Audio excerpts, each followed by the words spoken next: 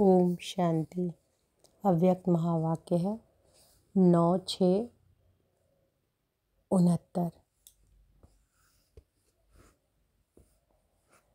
सुस्ती का मीठा रूप आलस्य। सभी व्यक्त में होते अव्यक्त स्थिति में हो। अव्यक्त स्थिति किसको कहते हैं, उसकी पहचान है। पहले है अव्यक्त स्थिति की पहचान और पहचान के बाद फिर है परख। तो इन दोनों बातों का ज्ञान है। अव्यक्त स्थिति किसको कहते हैं? व्यक्त का भान न रहे। व्यक्त में कार्य करते हुए भी व्यक्त का भान कैसे नहीं रहेगा? व्यक्त में होते हुए अव्यक्त स्थिति रहे, यह कितना अनुभव होता है? आज यही सभी से पूछना है। अव्यक्त स्थिति में ज़्यादा से ज़्यादा कितना समय रहते हो?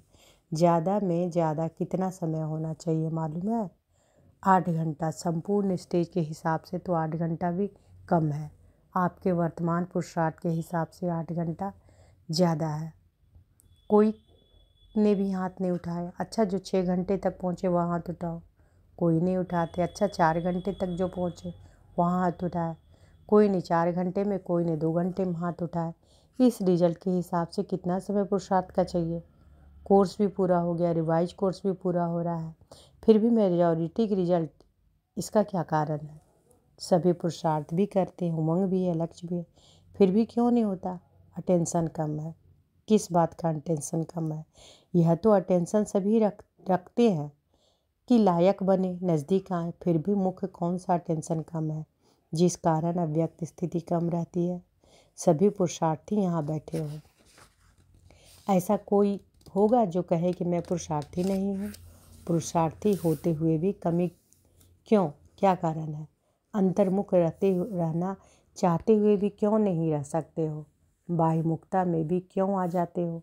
ज्ञानी तू आत्मा भी तो सभी बने हैं। ज्ञानी तू आत्मा समझदार बनते हुए फिर बेसमझ क्यों बन जाते हो? समझ तो मिली है, समझ का कोर्स भी पूरा हो चुका है। कोर्स पूरा हुआ, गोया समझदार बन ही गए, फिर भी बेसमझ क्यों बनते हो?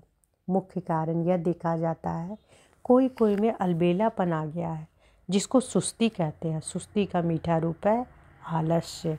आलस्य भी कई प्रकार का होता है, तो मेजॉरिटी में किस न किस रूप में आलस्य और अलबेलापन आ गया है। इच्छा भी है, पुरुषार्थ भी है, लेकिन अलबेलापन होने के कारण जिस तरह से पुरुषार्थ करना चाहिए वह नहीं कर पाते। बुद्धि में ज़्यादा ज्ञान आ जाता है तो उससे फिर ज़्यादा अलबेलापन हो जाता है। जो अपने को कम समझदार समझते हैं वे फिर भी तीव्र पुरुषार्थ कर रहे हैं, लेकिन जो अपने को ज़्यादा समझदार समझते हैं वे ज़्यादा अलबेलापन में आ गए हैं। जैसे पहले पहले पुरुषार्थ की तड़पन थी, ऐसा बनकर दिखाएंगे, यह करके दिखाएंगे। अभी वह तड़पन खत्म हो गई है, तृप्ति हो गई है, अपने आप से तृप्त हो गए हैं। ज्ञान तो समझ लिया, सर्विस तो कर ही रहे, चल ही रही। यह तृप्त आत्मा इस रूप में नहीं बनना।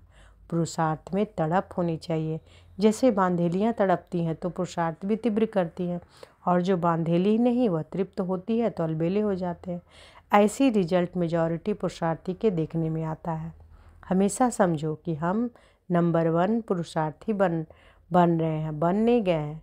तीनों कालों का ज्ञान बुद्धि में आने से अपने को ज़्यादा समझदार समझते हैं। पहले भी सुनाया था ना कि जहाँ बालक बनना चाहिए वहाँ मालिक बन जाते हो, और जहाँ मालिक बनना चाहिए वहाँ बालक बन जाते हो। तो अभी बच्चे रूप का मीठा मीठा पुरुषार्थ तो कर रहे हो, राज्य के अधिकारी तो बन गए, तिलक भी आ गया, लेकिन यह ढीला और मीठा पुरुषार्थ अभी नहीं चल सकेगा। जितना शक्ति रूप में स्थित होंगे तो पुरुषार्थ भी शक्तिशाली होगा। अभी पुरुषार्थ शक्तिशाली नहीं है, ढीला ढीला है। पुरुषार्थी तो सभी हैं, लेकिन पुरुषार्थ शक्तिशाली जो होना चाहिए वह शक्ति पुरुषार्थ में नहीं भरी है।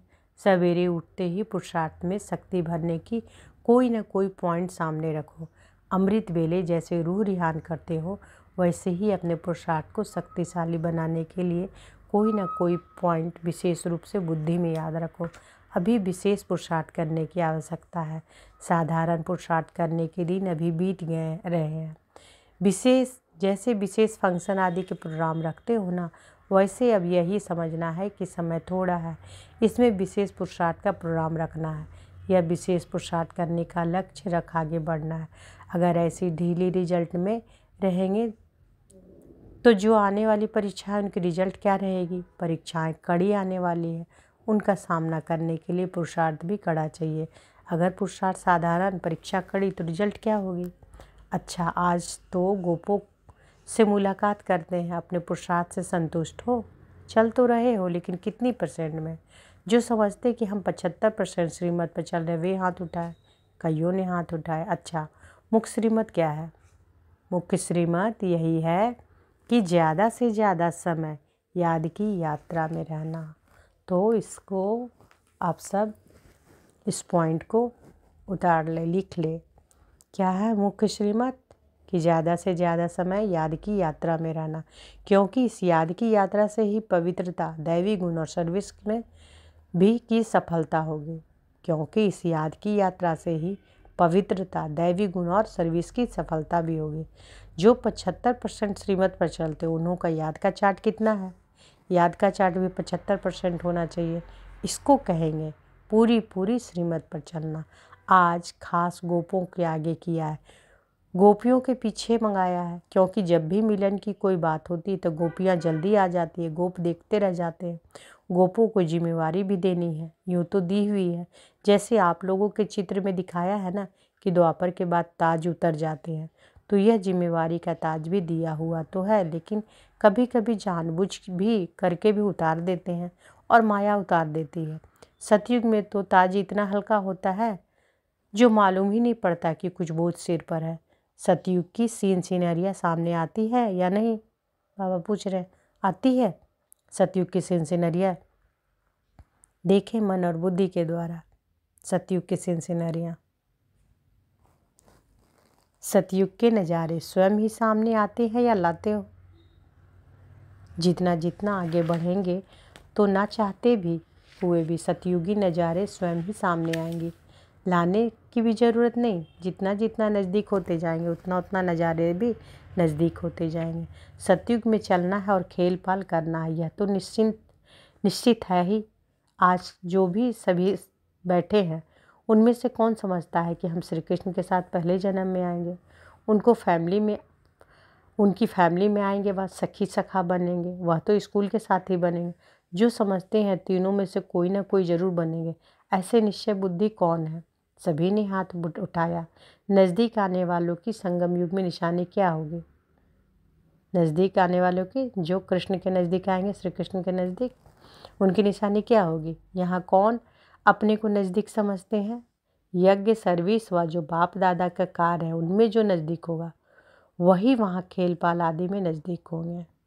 यज्ञ, सर्विस व जो बाप दादा का कार्य है उसमें जो नज़दीक होगा वही वहाँ खेल पाल आदि में नज़दीक होंगे। यज्ञ की जिम्मेवारी व बाप दादा के कार्य की जिम्मेवारी के नज़दीक जितना जितना होंगे उतना वहाँ भी नज़दीक होंगे। नज़दीक होने की परख कैसे होगी? हर एक को अपने आप से पूछना चाहिए। जितनी बुद्धि, जितना तन मन धन और जितना समय लौकिक जिम्मेवारी में देते हो उतना ही इस तरफ देते हैं। इस तरफ ज़्यादा देना चाहिए। अगर ज़्यादा नहीं तो उसका वजन एक जैसा है। अगर दोनों तरफ का एक जितना है तो भी नज़दीक गिना जाएगा। इस हिसाब से अपने को परखना है। अभी तक रिजल्ट में लौकिक जिम्मेवारियों का बोझ ज़्यादा देखने में आता है। खास मुख्य गोपों को यह बातें ज़रूर ध्यान में रखनी चाहिए कि आज का दिन जो बीता, कितना समय लौकिक जिम्मेवारी तरफ दिया और कितना समय अलौकिक व परलौकिक जिम्मेवारी तरफ दिया, कितने मददगार बने। यह चेकिंग करते रहेंगे तो पता पड़ेगा कि कौन तरफ खाली है। सभी प्रकार की परिस्थितियों में रहते हुए भी कम से कम दोनों तरफ एक जीतना जरूर होना चाहिए, कम नहीं। उस तरफ कम हुआ तो हर्जा नहीं, इस तरफ कम नहीं होना चाहिए, तो फिर लौकिक जिम्मेवारी की कमी को भी ठीक कर सकेंगे। परमार्थ से व्यवहार भी सिद्ध हो जाता है। कोई कोई कहते हैं पहले व्यवहार को ठीक कर परमार्थ में लगें, यह ठीक नहीं है। तो यह खास ध्यान रखना है। खास गोपों में बाप दादा की उम्मीद है जो गोप ही पूरी कर सकते हैं, गोपियों से नहीं हो सकती। वह कौन सी उम्मीद है? पांडवों का मुख्य कार्य यही है, जो कई प्रकार के लोग और कई प्रकार की परीक्षाएं समय प्रति समय आने वाले भी है और आती भी रहेगी। तो परीक्षा और लोगों की परख यह विशेष गोपों का काम है, क्योंकि पांडवों को शक्तियों की रखवाली करने का मुख्य कार्य है। शक्तियों का काम है तीर लगाना, लेकिन हर प्रकार की परीक्षा और लोगों को परखना और शक्तियों की रखवाली करना पांडवों का काम है। इतनी जिम्मेवारी उठा सकते हो? तो बाबा क्या कह रहे हैं? पांडवों का मुख्य कार्य है जो कई प्रकार के लोग और कई प्रकार की परीक्षाएं समय प्रति समय आने वाली भी है और आती भी रहेगी। तो परीक्षा और लोगों की परख, यह विशेष गोपों का काम है। परीक्षा और लोगों की परख, क्योंकि पांडवों को शक्तियों की रखवाली करने का मुख्य कार्य है। शक्तियों का काम है तीर लगाना, लेकिन हर प्रकार की परीक्षा और लोगों को परखना और शक्तियों की रखवाली करना पांडवों का काम है।